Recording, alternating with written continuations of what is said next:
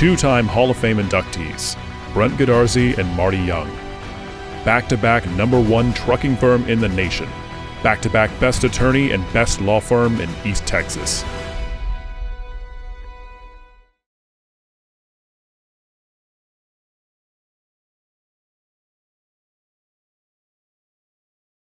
Hello everybody, welcome to the Gilmer Buckeye Coaching Show. I'm Todd Robinson, your host of today's show, along with the head coach and athletic director of the 2-0 Gilmer Buckeyes, Mr. Alan Metzel. Alan, you look at this behemoth of a schedule that you've loaded up for the first end of this season, pre-district, with punching above our weight class. Started out with Chapel Hill, that went well a week ago. This week, Friday night, 2-0 against a really talented Kilgore team. How do you feel about how everything is after 2 weeks? Well, I'm very pleased. Very pleased. Not that we played perfectly in either of the two, but that our guys are playing together. The guys are overcoming adversity. We're playing competition. They're pressing us, which is causing mistakes. It's causing adversity. It's giving us what we need to be the best we can be later in the year. So I could not be more thankful for the way things have worked out, and I'm excited about what's ahead. Well, there was lots to be excited about, obviously, in Chapel Hill. Watching that game and then going back, it is scary the talent that the Chapel Hill Bulldogs obviously have and had against us. But in a week one, it just looked like our team was more team and really, not to make a pun, but war ready than Chapel Hill was. And it seemed kind of like that same thing. Carthage comes into this last week's game off of a Carthage loss. And there's a lot of really good teams that can add that to their resume because that's a good team down there in Carthage. But we got really what we expected from Kilgore. I just really was pleased, as I'm sure you were too, about how we kind of took their best shot up front, almost like Chapel Hill. And the more the game went along, the stronger our guys got. No doubt. You know, Kilgore, they're a tough team. And in watching the film, you heard the score 45-10 versus Carthage, and you're like, oh, wow, they didn't play real well. And really got it put on them. But when you watch the film, they had multiple opportunities at the end zone and just didn't capitalize. And so that could have been a much closer game. So it let us know, hey, we're in for a really good game. And they showed that. They have a very good team. They're very physical. You know, they're big. I thought they actually played better against us than they did on film. One of the things you notice in the Carthage game is how soft they were on the edges. Obviously, those two big tackles, so talented up front, kind of shut down the running, but they really gave Carthage the corners, and Carthage took advantage of it time and time again. Right. Didn't do that against Friday night against us. No, and they made some adjustments schematically, you know, and they came up, and so basically they just came up on the line and put everybody up there and said, okay, beat us deep. You know, and so that changed what we had to do. We had to make some adjustments in the game and start taking some shots down the field. And fortunately, we hit some and were able to capitalize on what they were giving us and get the momentum going back the way we needed it to. Yeah, well, let's talk a little bit about the guys that stepped up. Obviously, when you've got your Rolf Llewellyn's, that team captain was the state newcomer of the year as a sophomore. One of the things that we made apparent on the broadcast is that some of these younger guys that are now seniors have played 30-plus varsity football games. Talk about what that means in terms of the development of a player-led team. Well, when you're looking at guys who have been in state championships, that even guys that are maybe first time on varsity, they were getting 6 extra weeks of practice for the last 2 years. So that's 12 weeks of being with the varsity and going where they go in the practice and knowing the plays that we're running and so forth. So then you've got guys who were on the special teams or a backup or whatever the case may be, and they're stepping up. They're so much more mature, and so they've been through big games. They've got a lot of those guys have played in playoff games, and so those first couple of weeks of last year, the first couple of weeks of the year before, where you're getting in those backups or guys that have been on JV and you're getting them in the playoff games. Now they're battle tested, and when they experience some adversity like we had the other night, they just kind of take a breath and then go make the plays. So it's huge. It really is. And I want to throw out one thing, you know, when you're talking about guys stepping up that is kind of below the surface, and that was Braden Seymour and Lucas Cano and Javarian Martin, because Kilgore's, the crux of their defense were those two defensive tackles. And they did a really good job against them the other night, and that was huge. Especially late in the game. Yes. And when you look at what normally is a two-headed monster with kind of thunder and lightning with Ashton Haynes and then, of course, the speedy Will Henderson, I was impressed by Will stepping up and for the first time in his young career, kind of toting the load all night. And I mean, he was yards. the guy. Yeah. And more importantly, to the credit to that offensive line, Correct. the more the game went on, they got better. Yes. And I thought that our offensive line really grew up on Friday night. They did. That was a definite step in the right direction. You mentioned Will, Will's a speed guy, second in the state in the 100-meter dash. A lot of times speed guys are not great dirty yard runners. There were a lot of 3 and 4 and 5 yard carries the other night that were phenomenal carries, where he had 5, 6 guys on him and he's just moving the pile.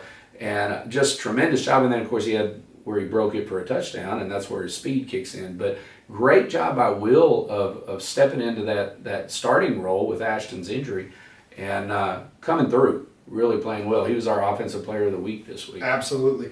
I thought it was also, it's easy to forget simply because number 11 looks so much like number 11 has the last 2 years.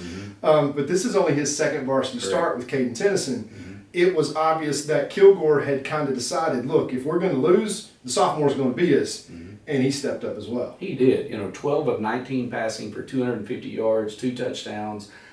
Made some huge plays, huge throws where he's throwing it over a linebacker in the flat and in front of a corner behind him, just dropping it right on Rowan. Several fly patterns to Tarek Tate, just a split to Cade Bowman that was just beautiful. Perfect. And it looked like a handoff. Yeah. So, along with some mistakes and growing pains and so forth, but he was able, again, to handle his emotions, be able to overcome a mistake, come back and make the next play. Very impressive. Yeah, and for a whole team, you're coming into a Paris week, and once again, we're punching above our weight class with the larger division school. We know coming into this week that Paris opened with Salina. I mean, traditional powerhouse that is all kinds of physical, especially early in the season. And they got beat by Salina. Last week they got beat 28-0 by Liberty Ilo, which seems to be a very talented team we'll worry about in future episodes. But for this week, for Paris, what do you see and what do you expect other than big school Paris, lots of speed, lots of talent, same old Wildcats? Right. Well, like we went to the district track meet up there last year, and you're walking around just going, wow. I mean, they've got some physical specimens. And I don't, that they have lost 0-2, but I think our guys get it. They have the physical ability to beat anybody. And so we feel like it's going to be a physical game. We know they can score in a play because we've seen the type of speed they have and so forth. So we expect a war this week. We want to play at the same level of intensity and hopefully clean up some of the mistakes that we've made, over the course of the first 2 weeks. And then we feel like we'll have done well. Well, we're halfway through the gauntlet of a pre-district season now. And, of course, we won't talk about what waits in Lindale on the road the week after. We got our hands full this week with the Paris Wildcats. Let's go back and revisit some film and some highlight plays that I know we've got picked out. There were plenty of them really on both sides of the ball. But this game really, kind of like Chapel Hill, going into the fourth quarter, didn't feel like what the score ultimately represented. Right. No doubt. This was a close game. It was very hard fought. A lot of emotion one way or another. We would do something well. They would do something well. We would do something. It was just a lot of swings back and forth momentum-wise. So we'll go ahead and take a look here. Here's a play early in the first half where we're trying to get Caden outside the pocket, get him away some of their pass rush, and a tremendous athletic throw to Rowan. And then, of course, Rowe does a great job going up over the defender. You can see him on the run, throwing, that's a difficult throw as he's having to torque his body against with 90 barreling down on his back. Of course, Rowan goes up, high points the ball, and just makes a great play. They're playing man in the secondary, so we did a little double move and got Rowan behind him. If he was able to lead him a little bit, he might have gone all the way, right. But just a tremendous job by both Caden and Rowan on that play. How many times, I hope it's a lot before he's done playing for the Buckeyes, But how many times have we seen Rowan go up and it doesn't matter who else is there, 17's coming down with the ball? He's very gifted. He's very gifted. There's no other way to say it. And grateful he's on our team. I was about to say the same thing. I'm Right glad he's wearing orange and black. Right. So after that big gain, we get down here and we're going to go back at the corner and go up top to Tarek Tate. Obviously, we did this against Chapel Hill. He has an incredible vertical leap, and so putting it up to him is good. Caden actually underthrows the ball a little bit, but Tarek does a great job of coming back to the ball, or defender just falls down, touchdown, Buckeyes. To quote Stump Godfrey watching Tarek, boy, he just so reminds me of Dez. I mean, there's so many nose for the football. Coach Traylor used to say, that's my Frisbee dog. You put it up there and he'll just go get it and bring it back to you. Tarek seems to have always had that ability, but boy, in the first 2 weeks, he's blossoming right before He's our blossoming. eyes. He is. He's coming into his own right now, and he's very humble. He's very much a team guy, and so he's got the whole package. He really does. It's going to be exciting to see how this year and the rest of his career plays out. I'm glad we got another year on his contract after this. No doubt. I'm excited. No doubt. Okay, here we see we're pretty close to halftime. We're in our 2-minute mode and trying to go pretty fast, and we end up going 5 wide. Their safeties are pretty low, and so Caden sees that and goes up top to Cade Bowman and just throws a beauty of a pass. You can see Cade gets behind his defender and drops it right on him. I'll let you see it from the wide angle.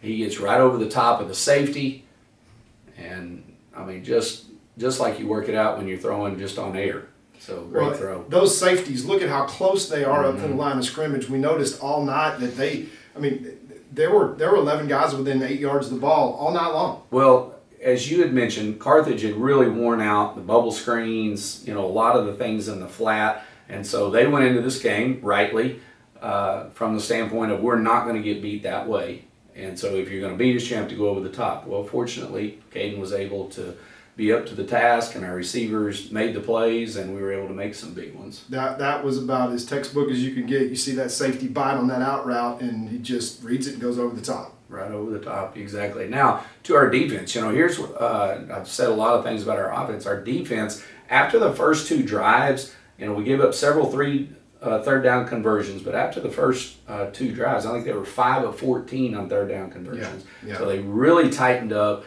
Up front, I thought Braylon Ward, Seth Jordan just played outstanding. Really got a lot of pressure up front and blowing up their plays.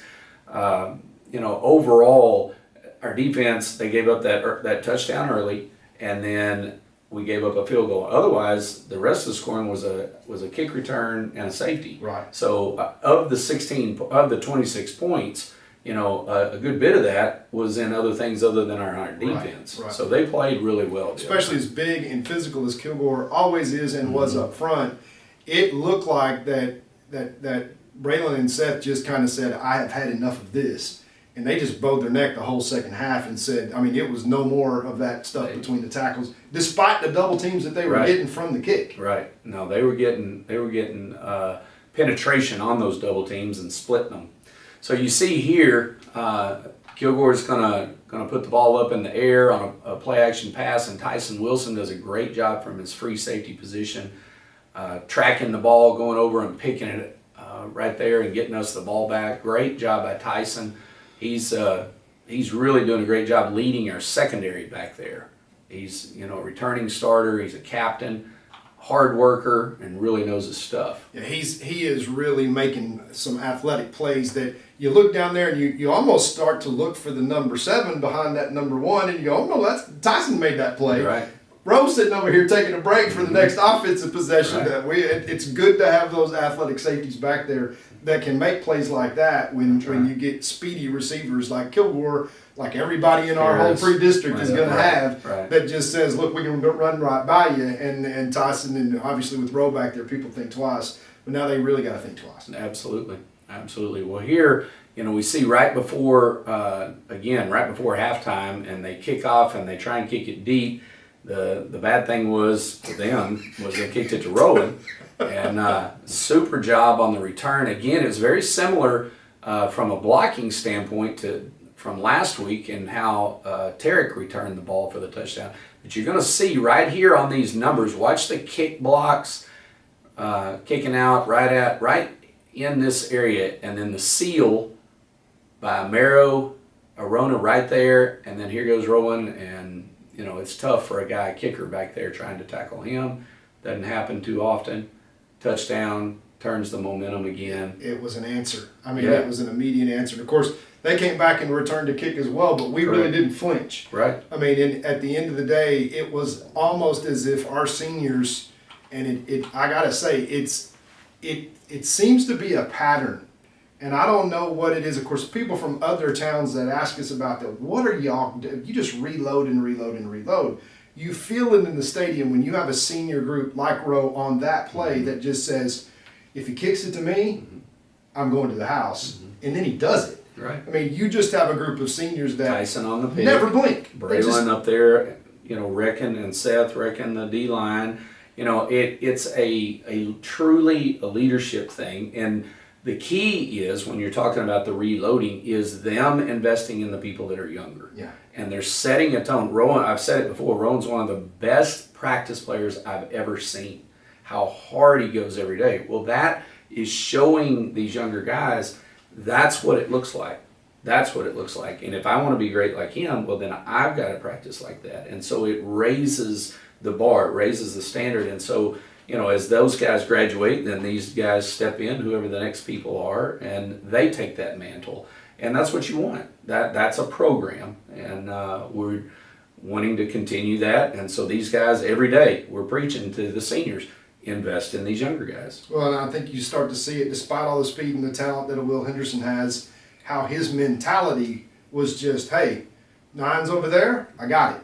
It's okay. Right. I got it this week, and being willing to play after play after play, Kevion the same way, put his nose down and run at a tackle that I wouldn't be running at for sure, Right. and into the teeth of the defense 8-9 times before he busts Before one and it get that payoff. Absolutely. It's a lot of discipline there. Okay, we're going to, speaking of Will Henderson, this is the one where he breaks it for a 42-yard run. Just a beautiful job of blocking, him being disciplined, like you said, hitting it at the A-gap. Everybody sees him running down the field in the open. Watch from the backside here. Okay, when that running back gets the ball right there's nothing there right now. And he has to trust. He is running by faith into that wall of humanity. And then as he is getting closer, now you start to see the double team take effect, the fullback kicking the linebacker, and now you've got that hole right down that hash mark right there, and then his speed takes over. Well, when he puts his foot in the ground. And it's over. I mean, it's if you want to know what that's like, folks, for a safety, walk out into the street and try to catch a car going 20 miles an hour that's coming by you. That's truly, in a blink of an eye, he puts his foot in the ground and he's gone. He is gone. He has really next level speed, to say the least. Okay, here we have Tarek. We're going to throw a fly to him. Now, we had thrown one the previous play and got an, they called offensive pass interference, which I thought was pretty dicey. But, so now we're 1st and 20, and so we just turned around and threw another one. So, well, Tarek, Jeff Rash called that from the booth, and he just told said, me he did. I'd go right back to that exact same play. And sure enough, Tarek makes it look like a genius as he just goes up and does what he does and gets Super it. job. And he almost winds up scoring again. He did. Well, and just the concentration, here at the corner. It's not like the corner was in bad position. I mean, that's pretty good coverage right there. But watch the throw. That's a perfect throw by Caden. You're trying to split the difference between the numbers and the hash. The numbers and the sideline. And then watch Tarek just go right up over the top, make the play, stays in bounds, 72-yard play. That's a good way to flip the field right there. That seemed to be the play that just kind of made Kilgore go, oh my gosh, it's Gilmer all over again. They just keep coming. That was a big play for us. It sure was. We've got here Cameron Brown, one of our defensive linemen. Our defense does a great job of rotating a lot of bodies. Cameron's playing hard. Kilgore's moving around. They're calling out signals, and the center snaps while the quarterback wasn't quite ready. Hits him in the helmet, much to our pleasure. And so now the ball's on the ground. Well, Cameron flies in there, jumps on the ball. We get the ball. That was a big turnover for us. That's one thing you just touched on it. I don't know that there's another program in terms of percentage per capita that can say, look, if you suit up on Friday nights, you're going to play. Mm-hmm. I mean, we played so many kids against Chapel Hill. Oh, yeah. And it was the same thing Friday night. It may raise some eyebrows of why is this guy taking a series off or that guy taking a series off. But boy, when you get to the fourth quarter, man, it shows up. Huge difference. You got your legs. You're not cramping like the opponents are. And then also, what about week 13 when some injuries have crept up or whatever? These guys have played in big games. So it's building depth. It's keeping the buy-in. It's helping us, especially early in the season with conditioning, that sort of thing. So it is huge. And that's a credit to the coaches having the confidence to get guys in there. Well, that also goes back. I don't want to get off track from the highlights here, but I was at the Thursday night game, which was played here because Kilgore's field was not ready. So it was good for the home guys to get to take a look at the JV guys. Every one of your varsity coaches is on the sideline with the JV coaching individual groups exactly like you see on Friday night. It's not two guys standing out there waving and blowing whistles and, oh, this is Thursday night, we got the night off. No. Every coach we have is coaching their rear ends off. That's right. And those junior high guys, and I had to remind Jeff in the booth, that first year with you as the head coach in that state championship run, Ashton Haynes played JV until the playoffs started. That's right. And now look at where Ashton is, two-time All-State performer. But from a leadership standpoint, that started at the JV. And I noticed then, I'm like, wait a minute, this may be a JV schedule, but that's not JV attention that those guys are getting. No, they're getting it all the way, and they're going to get it in the ninth grade, and they're going to get it at the junior high. And, that's something Jeff started a long time ago, and we know that the way we're able to be good year in and year out is to coach all the way down. And I'm very grateful we're at a school where they we're able to be in the athletic periods and that sort of thing, to be able to get with those guys and spend time with them. Because there's no way that you can continue that year in and year out without having that time with your hands on them. And you can tell because those guys played well on Thursday night, and you can tell that there's lots coming too. There's lots to be excited about. Absolutely. Well, here's our final highlight we have here, and this is a safety that our defense provided. There were 3 plays in a row that it was earn a half point, earn a half point, earn a half point. Yeah, now you get your 2 on the scoreboard. Arguably, we had 3 safeties. Exactly. Anyway, we got it officially on the third one, and it was right here. You're going to see us, the surge by the line is just awesome. So you can watch it from the end zone here. The D-line gets a push, and then Elias Castillo is the guy that makes the first hit right here in the end zone, and then here comes the rest of the team to rally around and get those 2 points. It's just fun. Anytime your defense scores, it's fun. Well, we had at the end of the third quarter, I think it was, or at the end of the second quarter, a safety, a field goal, and 2 touchdowns within 2 minutes. It was kind of wild. It was crazy. Yeah, you don't see stuff like that very often, and that game provided a lot. But once again, I don't think our kids were phased in the slightest. They just go to the next play, whatever happens. I mean, I would almost have the feeling that if an earthquake hit, everybody would go shelter in place until the whistle blows, and they'd come back out and pick up right where they left off. It's really impressive of how the kids have responded in terms of, and it's almost like I'm going to accuse you of doing it on purpose. You do realize who we've scheduled in this pre-district. People may have thought you're crazy 2 weeks ago, but now there you can see there's a method to the madness. There is, and you don't always know if you're going to come out on top or whatever. But we know that playing teams like this, they're making us better. They're pushing our errors to the surface. They're pushing the things that we've got to get fixed. We have plenty this weekend that we've got to get fixed going into next week's game, and that's what you want. That's what the pre-district games are for. Obviously we like to win every game, but if you don't ever get tested that way, then you're going to find out somewhere, and sometimes it can be at a time where you don't have time to fix it. So we want to use this to our advantage, and playing these 2 teams we have, they've definitely brought these things to light. Well, the good things and the bad things that are correctable, but it doesn't get any easier on Friday night, though. And 2 Paris Wildcats come to town for homecoming. What can we expect to see from Paris that, for those folks that can't remember back to or didn't make the trip to Paris in the years previous, what about their program stands out the most to you that we got to really watch out for on Friday? Well, athletes, number one, they have a really athletic group all the way down, and they play physical. They play a wing tee, more of a wadded up style, smash mouth type football. Defensively, they're an odd front, but they can go to an even front. They give you a lot of looks, multiple wise on defense. When you're athletic and you give a lot of different looks, then it gives us a lot that we've got to prepare for. And so our guys are in there working right now, getting ready for that, and we're going to have a good plan, and then we'll get out here and have a great homecoming night and celebrate being in Gilmer, Texas. Well, one more week, 2-0 so far. Couldn't have started out better for Buckeye Nation. We expect everybody in the Buckeye Army to come out. It's homecoming game. We expect to have decent weather. The heat, we got some rain, so it hasn't just been just unbelievably hot as we had all summer long. That's been a pleasant surprise. We're healthy. Knock on something here that continues. But more importantly, you see things get better and better and better.